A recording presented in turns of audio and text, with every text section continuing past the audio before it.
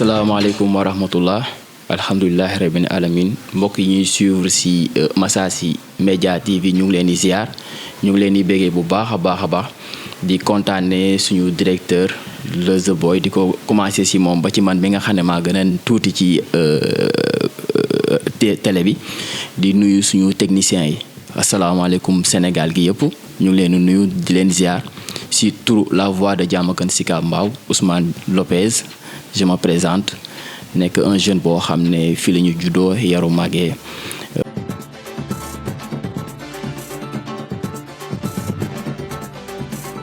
waaw pour parler du parcours de Ousmane Lopez loolu moom xam naa dina xaw a jafe tuuti parce que dañu xaw a sob dañu laal fii di laal fee comme on est dans la banlieue on sait que parfois c'est très difficile pour s'en sortir moo tax da ngay def lu ne suñu jeunesse nag ñu ngi ko passé à Sam-Sam ñu ngi jaar école primaire Edouard Diallo jaam CM Ndiawar Diagne jaar lycée Thiaroye dem nañu UCAD def droit mais nag yàlla def on est technicien de labo foofu la ñu mujj nekk ci production de vaccin virus à part ça am nañu carrière de boxe boo xam ne bañ nekkee xale ba léegi je pense depuis notre jeune âge suñu papa jàngal ñu boxe bañ demee ba 2010 si la ñu commencé compétir avec maître Père Vital boo xam ne amuñu fayam di ko nuyu de passage di ko ñaanal wér-gu-yaram daf boxe 2010 ba 2017 on est champion du Sénégal on n'a jamais perdu de combat en compétition nationale représenté Sénégal au championnat du monde en Croatie jóge fa dem def kickboxing moom suñu borom may ñu tam bañ ci duggee compétition yi ñu def yëpp au niveau national dañ ko gagné niveau international aussi am nañu chance su génn 2 fois mais ñaar yi génn yëpp Mauritanie la ñu dem gagné foofu ñaari ceinture aussi mooy suñu parcours mais bañ nekkee xale ba léegi tam ñu ngi liggéey ci wàllu développement tax ñu formé fii à maintes reprises des associations ñu ngi commencé woon par le réveil mu nekk benn association boo xam ne toute la jeunesse de Sam-Sam nekkoon nañ ci doon liggéey mais parfois comme on le dit ñii dañuy ñëw pour liggéey ñi ñëw pour fo on était plus jeunes pas très engagés mais responsabilité comme c'était pas partagé on a choisi d'arrêter ba nga xam ne incha allahu rabi bu ñu démarré waatee benn affaire rek dina nekk loo xam ne dinañ ko teg ci ay termes yoo xam ne dara daal duñu mën a téye moo tax ñu xaar ba il y a 1 an de cela teg suñu programme benn projet boo xam ne c'est un très grand mouvement de développement mu ngi tudd la voix de Diamaguène Sicap Mbao.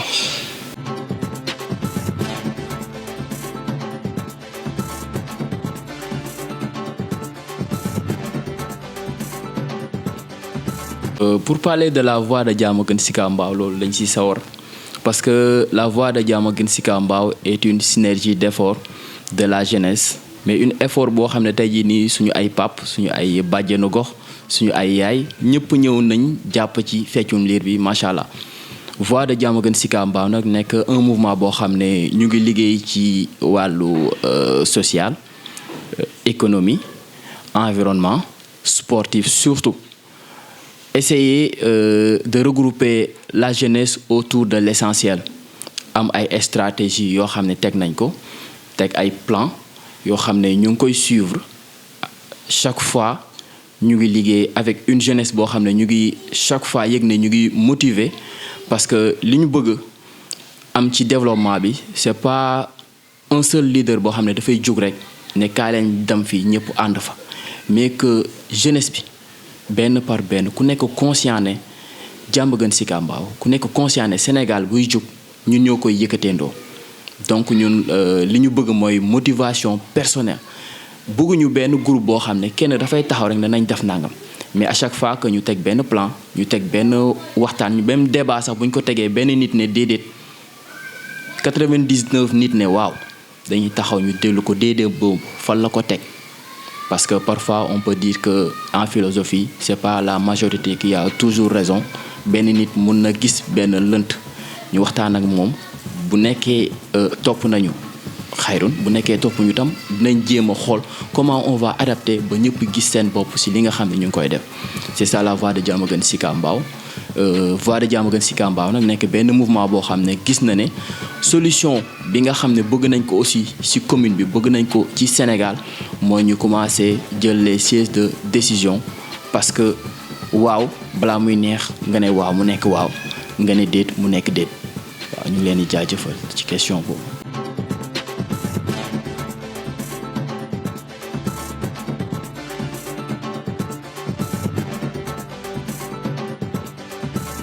Diamaguène Sicap Mbao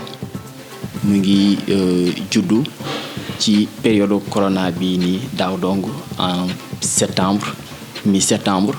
parce que dañu gisoon ay affaires yoo xam ne peut-être neexuñu ñu ne pourquoi pas comme boobu ba léegi ñu ngi liggéey ci wàllu société ñu ngi liggéey ci wàllu développement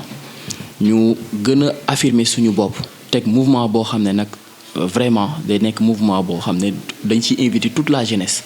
parce que on était un groupe de personnes boo xam ne rek lépp loo xam ne gis nañ ne dañ ko war a defar rek dañ ko doon defar mais pourquoi pas inviter tout le monde pour responsabilité bi gën a yaatu. ci loolu ci période corona la tombé woon nos premières activités étaient d'acheter des masques. Créer des masques aussi parce que amoon nañ ay tailleur ku nekk nga dem sa ubbi sa armoire li nga am foofu comme tissu nga andi ko ñu jox ko gars yi ñu ñaw ko ñu démarrer par servir suñu frères yi nga xam ne ñoo nekk ci dispensaire bi c'était les premiers exposés parce que ku tissu li xamoo lan moo la dal si ñoom ngay ñëw ñoo lay njëkk faj donc ñu dem ci ñoom jox leen ko dem ci daara yi dem ci école de football yi mooy nekkoon suñu première activité bañ si jógee. Def nañu tam benn solidarité boobu un jeune qui était malade dont je vais taire le nom parce que tam Sénégal lañ ne te alhamdulilah li mu soxla woon c'est vrai que xaw na un peu colossal mais liggéey ba instant bi mu ngi en France di feju un autre jeune aussi boo xam ne tam dafa feebar moom macha allah collecte bi ñu ko doon defal mot na. Peut-être ak pandémie bi nii moo xaw a méttil tuuti rek jafe-jafe pour mu dem Maroc feju ji mais lépp mot na fi mu toll nii à part ces élan de solidarité ñu ngi def tam à chaque fois muy tabaski muy korité dinañ jënd ay denrées de première nécessité dajale ko dem nag jox ko ñi nga xam ne ñoo koy yellool vraiment parce que ñun mouvement bi sax mun naa ne ñi ñoo koy cotiser c'est vrai mais ñi siy jot sax bëriwuñ parce que dañu waxante ne dafa am pacte boo xam ne dañ ko signé dimbalante du ma jël benn affaire boo xam ne mun naa ko jënd damay dem jëndal sama bopp mais bu mouvement bi tegee benn affaire dañuy dem jël jox ko koo xam ne peut-être liggéeyu peut-être feebar tëddal na ko wala leneen chaque fois nag def nañu acte boobu chaque fois li ñuy def mooy ñaanal nit ki nga xam ne tey jot na ci don boobu bu subaa bu ñuy def beneen don moom xaalisam génn dugg pour ñu jàppale keneen parce que chaque fois ñun loolu lañ bëgg ñu nekk di dimbali chaque fois nit ñi lañu bëgg ñu am doole boo xam ne problème bu ñu am dinañ dugal seen loxo fajal ko seen bopp c'est ça vraiment l'objectif de la voix de Diamaguène Sicap Mbao. On a aussi des cellules am nañ cellule boo xam ne c'est les rapports de Diamaguène Sicap Mbao yàlla def sax macha allah fa laa xamante avec le directeur de Massassi TV yàlla def on a un cellule boo xam ne bépp jeune boo xam ne yaa ngi fi nekk artiste nekk di def nu mu tudd sax théâtre wala leneen yaa ngi ci biir groupe boobu parce que boo xoolee à Diamaguène Sicap Mbao on a beaucoup d'artistes mais malheureusement ñoom ñëpp ay arco Pikine lañ dem wala feneen di fa jéegaane. Exemple d'un jeune boo xam ne mu ngi fii rek à Sam-Sam 3 boo xam ne ñu ngi xamante au centre polyvalent de Sam-Sam un dimanche. Un jeune petit de talent un danseur bu waroon dem extérieur parce que dafa am benn concours bu mu gagné woon mais yàlla dafa def benn jour si yoon bi Pikine la doon dem guddi gi amul transport mu ngi dox am na lu mu dëgg xamul lan la tànk bi infecté loolu moo ko teree dem voyage. Pourquoi pas teg benn politique boo xam ne suñu jeunes yi nga xam ne ñoo nekk fi à Diamaguène Sicap Mbao li ñu soxla ci art ci leneen sport ak leneen ñu mun leen canaliser fii. Moyens yëpp nekk fii beneen bi mooy dama ko noonu sax bàyyi te mooy primordial parce que voix de Diamaguène Sicap Mbao tey bu amee doole jigéen ñee ko dooleel doole boobu nag dañ leen koy dellool muy des formations en entrepreneuriat famille ak jeunesse bi di leen former parce que tey jii nii nit ki ni nga koy mayee jën jàngal ko nan lay nappee loolu ñu ngi ci c'est des projets yoo xam ne bind nañ ko avec notre entrepreneur boo xam ne Mohamed Lamine Diop c'est quelqu'un boo xam ne c'est une personne de l'ombre peut-être sax damay naan voix de Diamaguène Sicap Mbao ñu si bëri xamuñu ko mais nit la boo xam ne valeur dong la macha allah.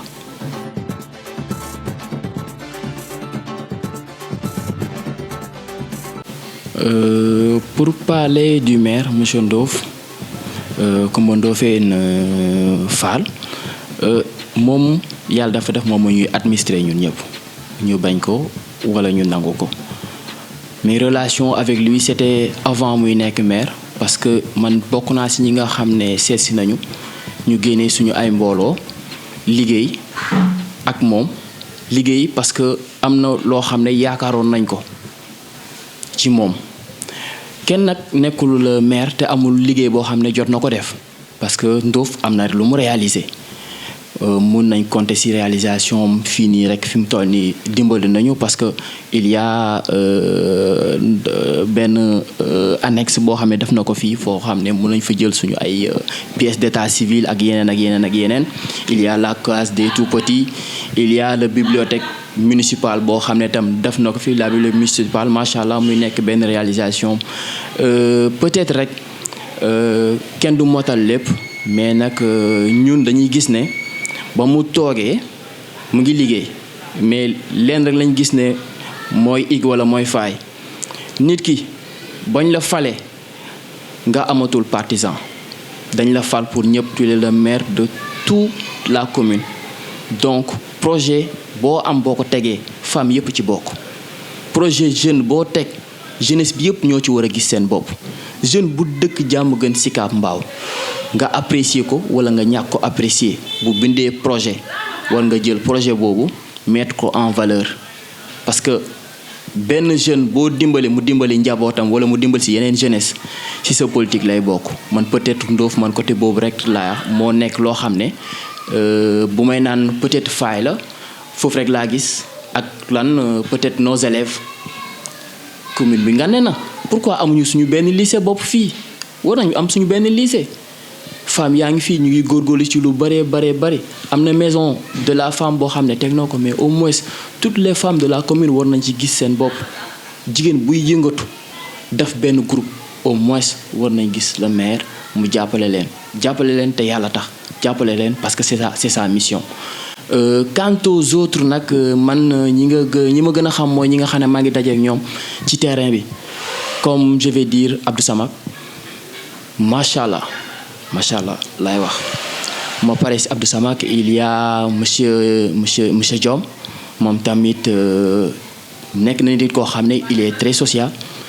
il y a aussi Léna moom ba ma koy xam boobu yàgg na lool je pense que c'était en 2012 j'étais beaucoup plus jeune ma doon liggéey avec un certain Malick ñu amoon des relations aussi mu nekk koo xam ne tam nekk xam naa ko muy nekk nit ku am valeur doo ko dégg ci lenn loo xam ne lu ñaaw la bëri na daal ay qualité yoo xam ne gars yi di fi nekk comme leader ñu ngi ci macha allah Diamaguène Sicap Mbao am na ay leader am na ñoo xam ne mun nañ ko defar mais peut-être rek les politiques moo ñuy xaw a jaxase te je pense que bool bi ñun ñëpp ñoo ko bokk ku ci def suuf rek ñun ñëpp dañuy lekk dinañu consommer lu baaxul donc rafetal bi dafay am solo moo tax mes relations ak ñëpp damay bëgg rek muy baax quoi.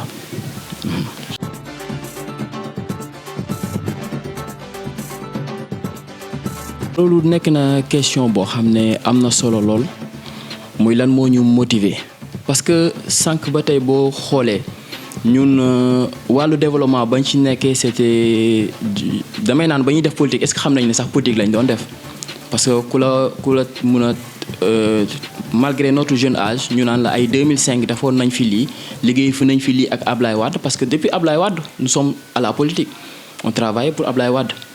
am na benn pandé boo xam ne amoon na fi j'étais choléra bi la woon on faisait partie des volontaires yi nga xam ne dañu doon dugg kër par kër di recenser après jël ay savon ak yeneen yi nga xam ne dañu ko doon jox di ko dugalaat ci kër yi depuis boobu lañ commencé def politique te xam ñoo li ñu nekk ci politique la ak yeneen ak yeneen ak yeneen chaque année dañ doon def avec salle bi nga xam ne ñu ngi ci di dajale suñu ay lépp loo xam ne am nañ ko dem ci suñu ay nit dugg ci marché bi dajale woo l'association des veuves et orphelins du Sénégal jël lépp lu ñu am jox ko sa présidente muy madame Adama Sarr koo xam ne bañ nekkee xale itam elle a beaucoup contribué à notre parcours surtout si box bi fépp foo xam ne autorité nekk na fa dugg na fa parce que amoon nañ problème yooyu gis nañ jeunesse bi li muy dund parce que ñun dañ ko dund dem war a dem jàngi man nit jaay na portable am sama xarit jaay na portable am pour man ma dem jàngi à l'université xam nga loolu amoo fayam donc tey bu ñu demee ba gis loolu ma gis ne jeunesse ba nga koy dund ba léegi bu ñu buggee ut solution bi je pense que nekkatul di dem si rajo yi di yuuxu ak leneen lenn dong la ut poste boo xam ne bu ñu fa toogee comme li ma wax sànq suñu waaw day nekk waaw suñu déet day nekk déet di ñaan nag comme parfois dafay am nit ki day am ambition yu am solo yu am doole mais une fois mu toog day mel ni dañoo effacer mémoire bi di ñaan suñu borom incha allah rabbi bu ñu toogee parce que chaque fois da ngay dégg bu ñu toogee je ne dis jamais moi parce que rus naa sax wax ne man mën naa changer commune bi mais commune bi ensemble mën nañ ko changer ba ci day commencer ki fi nekk mag ba ki nekk gën a nekk xale mën nañ teg suñu projet ak suñu stratégie ak suñu lépp mais il faut nga déglu nit ñi parce que tey il faut le dire ki nga xam ne tey dañ ko jox ndomba tànk nekkul koo xam ne dafa war a nekk nit ku rëy parce que da ngay liggéey ak nit ñi démb rek dañ ko waroon fekkee si benn manifestation bu ñu doon préparé mais dama doon yéeg di takk affaire ñu naan waaw monsieur le maire looy def nii ma ne leen lii ngeen war a njëkk a bàyyi parce que nekkaguñ sax maire mais bëggatoo leen sax ma yéeg ci kaw garab pour takk benn affaire mais nit laa comme yéen ni Pape Medoune war a jógee yéeg takk affaire bi man damaa war a mën a yéeg takk affaire bi te je pense que vous étiez présent ci conférence bi nga xam ne defoon nañ ko ci koor gi doon waxtaan sur la jeunesse sur l'africanité sur le respect de nos valeurs jour boobu am na benn défaillance technique bu ci amoon ko ci conférence yi maa yéeg ci kaw takk affaire yi te yow si boppam bokk nga si ñi ma dimbale monsieur le directeur général les mooy li ñuy wax rek loolu moo gën a tax ñu motiver wu pour mun a briguer soit même bu nekkee benn mandat sax ñu xool waaw te yaakaar naa ne lépp dina baax daal parce que ñu ngi koy ñaan suñu borom pour le problème de l'écho avec comme ni ngeen wax ne dañuy dégg ne peut-être man ak Léna dañuy def coalition wala leneen ak leneen mais xam nga dëkk bi léegi moom daal nekk dëkk boo xam ne chaque fois da ngay dégg buzz wala am na benn mot bu ñu koy waxee intox lépp intox la loolu c'est pas une chose boo xam ne am na parce que Léna man nag moom gëj nañu déggante lool sax gëj nañu déggante lool mais nag en politique comme on le dit ba boo génnee dëkk bi sax dañ leen wax ne les élections sont gagnées par des coalitions ñun dàq ñu liggéey ak kenn képp koo xam ne leader nga wala nga nekk un jeune boo xam ne lii nga suñu programme te gëm nga ne lii nii c'est quelque chose de tenant boo ñëwee dañuy liggéey ak yow waaw loolu moom il faut le savoir nous ouvrons nos portes à tous les leaders à toute la jeunesse à toutes les associations de Diamaguène Sicap Mbao.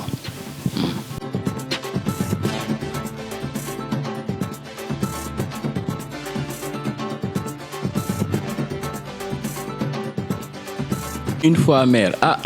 alhamdulilah amin allahuma amin mais loolu question bu garaaw la une fois maire mais xam nga dañu ne Diamaguène Sicap Mbao bu nekkee cin bu ñu teg la dañu naan dafa baxee fépp dafa tàngee fépp ba tax na tey jii nii il faut stratégie bu pointue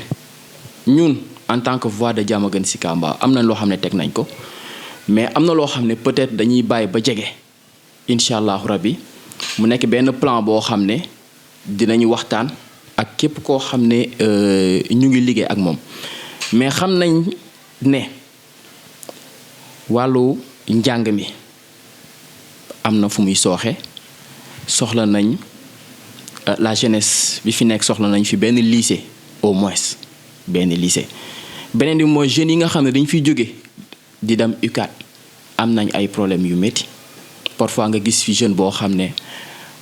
dafay nekk UCAD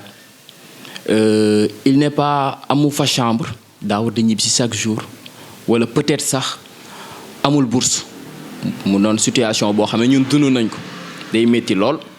nga dem jàngi parce que sànq rek wax naa man nit jaay na sama portable am pour man ma dem UCAD. donc c'est des choses yoo xam ne il faut ñu régler ko famille parce que le développement c'est déjà les femmes famille il faut ñu taxawlu leen ba ñu mën a am nan lañ koy waxatee sax benn aisance financière boo xam ne dinañ mën a tal seen bopp tal seen doom parce que ñoom ñooy lépp. éducation bi tam surtout si laa gënoon a bëgg sax teg parce que fi mu toll nii xam naa après dinañ si gën a yaatal ñu ngi teg benn projet de vacances citoyennes te benn exemple la boo xam ne tey buñ ko réussir dañ ko bëgg a yaatal parce que Sénégal laay wax sax en général bu nekkee dañu bëgg ne dañu bëgg mu évoluer c'est pas une question d'argent parce que fi mu toll nii ñu ngi dégg ay milliards c'était des millions maintenant c'est des milliards mais xoolal jeunesse bi xale yi jàng ba école tëj ñu xotti seen ay cahier di sànni ak seen ay blouse ban Sénégal lañ dem donc pour développer il faut que jeunesse bi xam boppam xam ses valeurs xam ses ressources xam mooy kan ñu xam valeuru amitié ñu xam valeuru am looy jom ñu xam valeuru am dignité am honneur am respect si mag ñi bu ñu xamee seen mag nag xam seen mag li ñu fi def je pense que c'est des choses yoo xam ne dinañ ko dolli si li nga xam ne suñuy politique lay doon incha allahu rabi. quant à ndox mi am na loo xam ne calamité la mu ngi mel ni géej buy dugg ci biir dëkk loolu mënoo ko jiñ président mënoo ko jiñ keneen taw bi yàlla moo ko moom mun nga gas benn pax peut-être mu taw lépp dugg ci pax bi ñu tàccul la mun na taw loo xam ne dina ñëw ba génn pax bi ñëw fekk si la loolu tam c'est des choses yoo xam ne mënuñu si ŋàññi nit mais peut-être nag jël ay yenn point d'eau yoo xam ne xam nga ne fii ndox mi dafa nekk dafay fanaan dafay noor nga tracé loo xam ne daf ciy génn on n'est pas maire mais suñu mouvement am na lu bari lu mu def ci inondation yi peut-être ñu bari xamuñu ko je peux sortir des preuves mën naa leen génneel ay photos yoo xam ne maintes fois nous sommes partis discuter à l'ONAS avec le directeur parce que première fois bi ñu ñëwee pour defaraat canal bii nii ñun ñoo ko woowoon ne ko à Diamaguène Sicap Mbao surtout à Samsam mënuñu comprendre nan la ñu amee canal ba pare foofu di taa surtout fi canal bi nekk si la ay techniciens ñëwee daf gis ne pente bi mu amoon problème ñu defar ko bañ ci paree soxlawaat nañ leen dem toog ak ñoom ne leen defar ngeen ay canal merci yéen a ngi waaj a dolli ay canal mais dégguñu si Diamaguène Sicap Mbao si la ma génneel benn plan boo xam ne gis nañ ne y a des canaux qui vont passer ci loolu damaat nañ waxtaan ak moom ne leen gestion des canaux aussi parce que benn affaire doo ko teg si dëkk ba pare bàyyi ko noonu parce que da ngay defar benn canal Lopez génn def si mbalit keneen génn def mbalitam donc il faut nga jéem a jël affaire boobu noonu wan ne nit ñi yéen a ko moom bi lan lay doon jël xale yi nga xam ne ndaw yi nga xam ne ñoo dëkk ci koñ boobu fii affaire bi jàll di leen def la ay formation wala leen ne canal bi yéen a ko moom jëlal benn mag jëlal benn xale jëlal benn jigéen former leen pour la gestion et l'entretien des infrastructures nga xam ne tey jii nii bu ma jógoon di tuuri mbalit sax am na koo xam ne tey délégué nga ko wala jox ko benn pouvoir boo xam ne dina may bu tuuroo mooy suba wala léegi police ñëw jël si la loolu bu amul Sénégal mënuñu fi am dara loo xam ne dafay yàgg même bu nekk ay milliards lañ ci sotti il faut former la jeunesse ci gestion lépp loo xam ne def nañ ko fi surtout les canaux former la population à ce que tey sama kër du inondé rek ma dem jëli samay gravats sotti ko fi nga xam ne sax tey ndox mi daf faa war a jaar pour dem feneen loolu c'est des choses yoo xam ne peut-être tam boo dinañ ko boole ci li nga xam ne mooy comme li nga wax noonu mooy gestion des eaux pour ndox mi nga xam ne mu ñu xaw a sonal di ñaan tam suñu borom tamit xam nga ndox mi buy wàcc moom tamit am na yeneen yu ko soxla peut-être nag ñun dañ koy gérer mal beneen bi mooy ndox mi am na benn genre lac boo xam ne traversé na Diamaguène Sicap Mbao instant yi maa ngi gis ñu ngi koy sëkk mais il faut savoir que gis nga ndox fi mu jaar boo ko fa dindee feneen lay génnee mais pourquoi ces eaux là mën a ut benn partenaire soit chinois wala sénégalais parce que sénégalais léegi am nañ technique mais foofu mën nañ fa def ay maraîchers mën nañ fa dugal ay jën yar ko pisciculture ak leneen ak leneen mën nga fa def village parce que gis nga Lac Rose bi nii niñ ko gérer suñu jaamu gën si Kaaw Mbaaw bi fii ndox mi jaar nii nga ñëw def ko ba mu nekk benn lac bu rafet pourquoi pas def ay site touristique boo yi nga xam ne dessin rek moo leen neex te ñu ngi fii nii di dessiner ay affaire yu rafet mun naa wax Omar bi nekk fii nii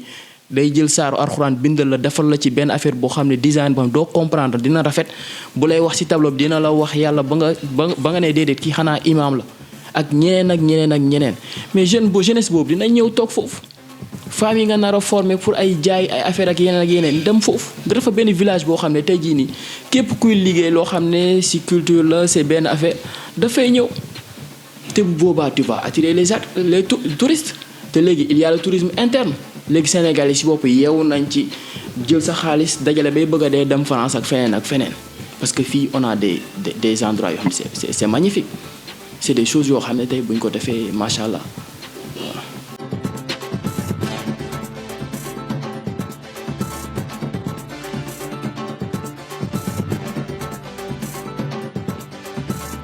Question boobu am na solo lool di jàlle d'abord ñëpp ñi nga xam ne ñàkk nañ ci seen ay nit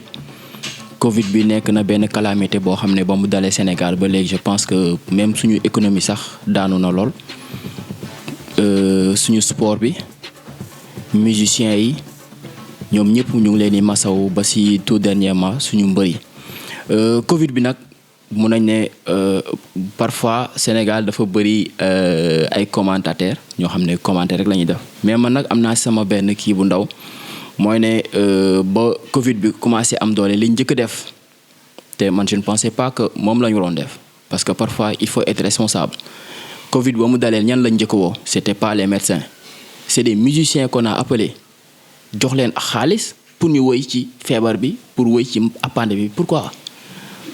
te ñu am des d'éminents professeurs yoo xam ne ñu ngi fii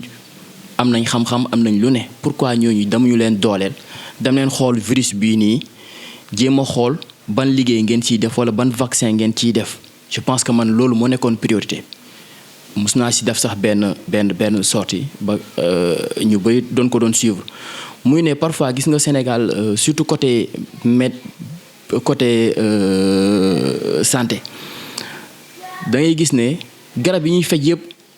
fan lay jógee extérieur parfois da ngay am benn garab boo xam da nga koy soxla ñu ne la amul pharmacie nationale xaw ma d'approvisionnement te loolu c'est quelque chose boo xam ne daf ñu doxul diine lan la wax dëkk bi nga nekk suuf si nga nekk gàncax bi fa nekk sa fajoo ngi fa suñu xarit médecins yi lu tax duñu jël gis nga payi di jaay affaire nga jël benn garab nga dem nga analyser ko xool lan moo si nekk liy faj bopp lan moo si nekk loo xam ne lii gis naa ne gars yi dañ koy tuufoo pour seen bët yi wér nga dem nga analyser ko parce que gars yi tollu nañ foofu parce que keroog si li may wax mooy def Sénégal dafa mel ni benn gétt rek boo xam ne xar bi dafa toog rek di xaar lekk bi ñëw di xaar piqûre bi ñëw c'est ça quoi te parfois am na loo xam ne c'est pas parce que li waral vaccin bi ñëw nit ñi wóoluwuñ ko tam mooy loolu parce que boo xiifee fejuñu la sa école bu amee problème fejuñu la ñu bëgg dugal sa programme loo xam ne yow bëggoo ko ay mbiru góor jigéen ay leneen ak leneen ay bëri na loo xam ne tey Occident bi mu ngi ñu koy bëgg dugal ci suñu système te bokk ci ak suñu culture kon tey loolu yëpp bu ko defee ñëw ne day andi benn garab boo xam ne daf ñu ko bëgg a fejee mais est-ce que dinañ ko gëm bien vrai que nag man je suis technicien en laboratoire damay defar vaccin mais les vaccins que nous faisons c'est des vaccins pour les animaux donc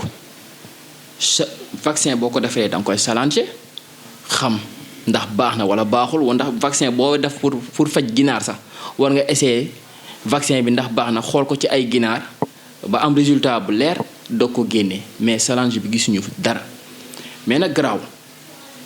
parce que loo amul solution moom li nga xam ne ko amul nit ñi naan ko amul ndey nàmp maam ñu nàmp maam vaccin bi ñëw na ñii ñu ngi vacciné wu ñii vacciné wuñ. On a parlé du confinement mais confinement bi confiné comment parce que am na dëkk yoo xam ne bu ñu lay confiné entreprise bi ngay liggéey mooy yor sa ay lekk ak sa ay leneen ak leneen Brésil def nañ ko. am na pays yoo xam ne booy confiné wu am na ay yenn bagage yoo xam ne da nga ko war a Sénégal ñaata 1000 milliards la ñu waxoon mais 1000 milliards yi man de xam naa sama bopp dong rek bu ñu ma joxoon benn 600000 bu ñu ma nee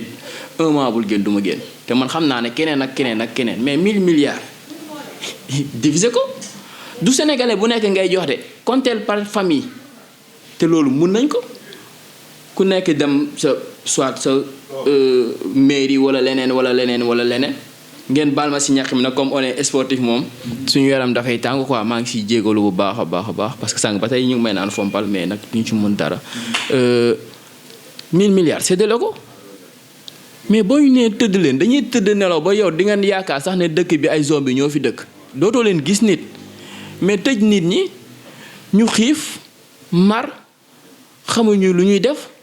ba pare amuñu benn li nga xam ne mooy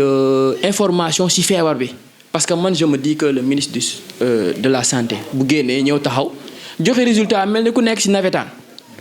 yeneen pays xam nga lu ñuy def dañuy génn nga masawu ba pare nga ne feebar bi virus bi trouvé nañ ne am na variant bi am na variant B. de la santé chaque fois bu génnee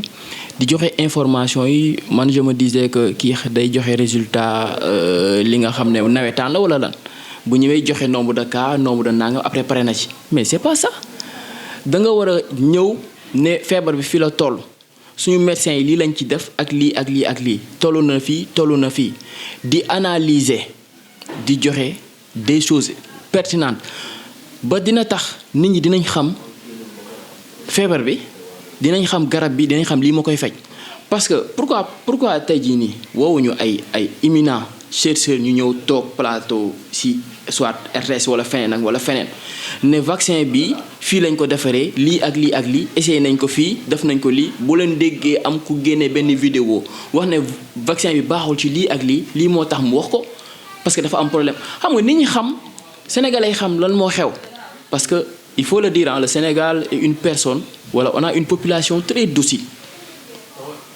parce que tey boo xoolee di dégg ay problème feneen ay dëkk ay def nañ lii mais loolu doo ko dégg Sénégal chaque fois lan lañ lay wax nañu muñ dina jeex 7 ans bëriwul 5 ans bëriwul donc foog naa suñu population amul population bu ko gën a neex a maîtriser quoi waaw. Quant au troisième vague nag c'est bien la vaccination macha allah je trouve que c'est très pertinent macha allah parce que si la ñuy liggéey. mais je me dis que benn hic rek moo am hic bi mooy lan tey jii nii du ma bàyyi ba ma feebar doog a dem vacciné wu ce n'est même pas normal parce que le vaccin n'est pas le sérum bu nekkoon sérum sax ba may xaar ba ma feebar ma dem faju le vaccin ki feebarul moo ko war a jël donc ki nga xam ne mu ngi sentir courbature ki nga xam ne mu ngi sëkkat ki nga xam ne bopp bi dafay métti ki nga xam ne bëri na li nga xam ne mooy signes yi nga xam ne moom lañ wax mooy signe corona dal nañu. donc kooku balaa nga koy vacciner yow en tant que professionnel li nga war a njëkk a def mooy nga xool saytu yaramam parce que bëri na ku ñu ñëw surtout ñun ñi nga xam ne ñu ngi ci commune bi am nañ peut-être benn autorité dañ lay woo ne la boo ma vacciné woo ba léegi damaa feebar wala nangam mais loolu doo ci mën dara dafa préparé nañu rien que avant-hier benn affaire boo xam ne si loolu la mais ça a été saboté c'est la police qui est venue jaxase lépp li nga xam ne bëggoon nañ ko def. ñuy saluer seen responsabilité aussi parce que seen liggéey la ñuy def mais c'était pour ça wax nit ñi vaccin yi lan mooy vaccin ak kañ ngay jëli vaccin lu tax ngay jël vaccin c'est parce que tu t'attends da nga sain mais au moins da nga bëgg say globule bu subaa kenn ñaanu ko virus bu la duggee même bu nekkee sonal na la sax nga bañ a nekk un cas grave wala leneen mais imaginez nit koo xam ne feebar na ba pare ba mu ngi ñendu ji dem ci institut pour ñu piqûre ko je pense que day mel ni équipe buy jouer 12-12 jékki-jékki jël yeneen joueur dugal ko ne adversaire bi kaa ñu continuer match bi waaw loolu c'est vraiment quelque chose boo xam ne on ne va pas le conseiller te ñu ngi ñaan tam ñi nga xam ne ñooy les professionnels de la santé ñu jéem a réfléchir ci loolu noonu.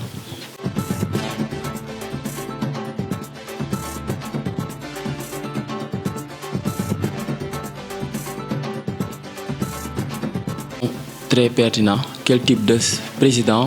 pour le Sénégal? Le type de président pour le Sénégal, je pense que même le plus jeune Sénégalais boo ko posé xale boo xam ne rek bàyyi na xel ci li ñuy dund war na ko mën a xam mën a ci mën a tontu. Il nous faut une personne intègre nit boo xam ne dina gérer ak xol, dina gérer ak yërmande, dina gérer ak gis li nit ñi bëgg xam ne lii lañ bëgg mu teg ci baaraamam liggéey seeg ñoom. C'est ça gérer la politique. Comme on le dit, c'est pas damay ñëw ma gis ne man lii moo ma neex rek loolu laay def. Faut pas imposer les gens même si li nga gi def sax yow am nga conviction à 100% que baax na parce que nit ñi dañ la fi teg dañ la wóolu mais ñi la wóolu tam dañoo am seen xalaat dañoo am seen xel am nañ seen bëgg-bëgg am nañ seen jafe-jafe. Il faut être toujours près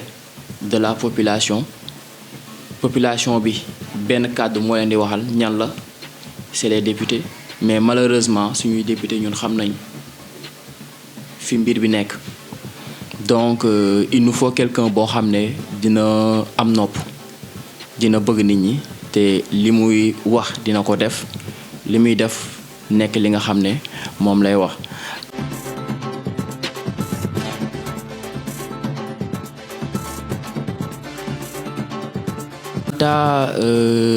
Un troisième mandat pour Macky wala affaire yooyu lan mooy si nekk suñu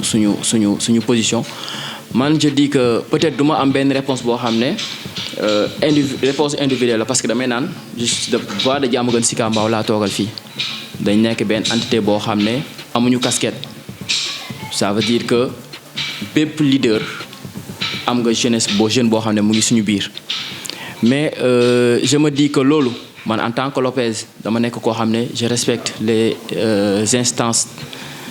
gouvernantes, je respecte le pouvoir judiciaire, je respecte notre constitution et je pense que loolu moom constitution bi tontu na ci ba pare tontu boobu nag nañ ko bàyyi 2024 ak léegi nag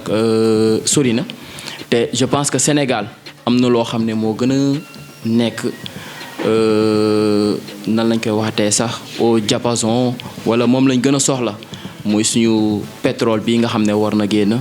muy suñu gaz bi muy suñu bëri nañu ay ressources yoo xam ne ñu ngi fi ñu war ko exploiter. Pourquoi duñu déjà même présent jël jeunesse bi def ci ñoom xam-xam boo xam ne loolu exploitation bu jotee suñu ay jeunes ñun ñoo koy defal suñu bopp duñu dem di jël ay ñeneen jël ay yeneen société mu ñëw fii jël suñu ay jeunes. di leen exploiter parce que loolu rek lañ fi gis nga jël benn affaire jox ko benn chinois mu ñëw fii nii jël ay jeunes yoo xam ne fi mu doon fayee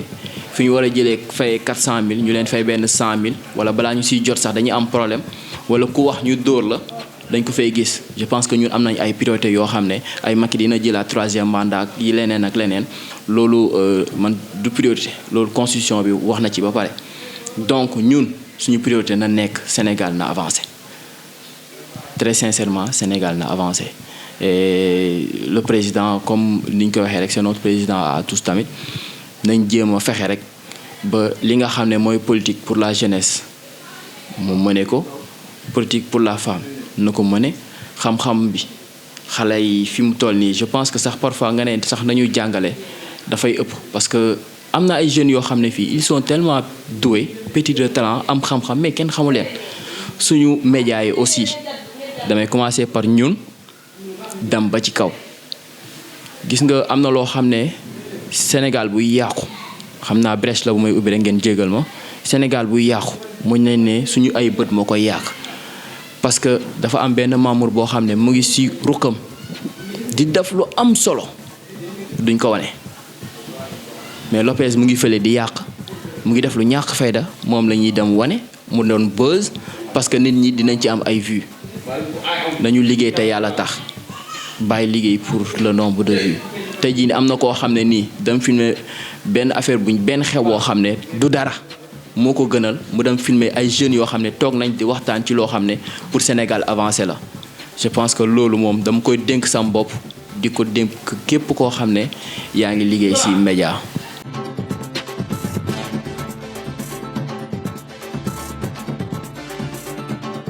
maa ngi remercier nag bépp ndaw boo xam ne yaa ngi yëngatu ci voie de Diamaguène Sicap Mbao maa ngi remercier toutes nos femmes parce que dañu naan kulim jum maa ngi remercier képp koo xam ne yaa ngi représenter la voie de Diamaguène Sicap Mbao ci sa koñ parce que macha allah fi mu toll nii man damay naan sax affaire bi daf ñu ëpp loxo parce que am na ñoo xam ne ñu ngi seen ruq dajale seen ay nit créer seen ay cellules di ñu woon nañu sincèrement am naa ay nit ñoo xam ne dama leen bëgg dugal sax ci groupe bi kañ ngeen ñuy seet si kon loolu dañ ciy sant yàlla bu baax lépp loo xam ne ñu ngi ko doon def benn dinañ ko continuer di ko def di remercier waa Massassi Média di remercier les techniciens di remercier le directeur général di remercier mon ami et frère confident Mamour di remercier Pape Medoune di remercier tout le monde mag ñi nga xam ne tam ñu ngi ci jàpp ñu ngi remercier ñëpp bàyyiwuñu kenn waaw ku lim juum waaw on remercie tout le peuple sénégalais di ñaanal jàmm di ñaan pandémie bi jóge fi économie bi reprendre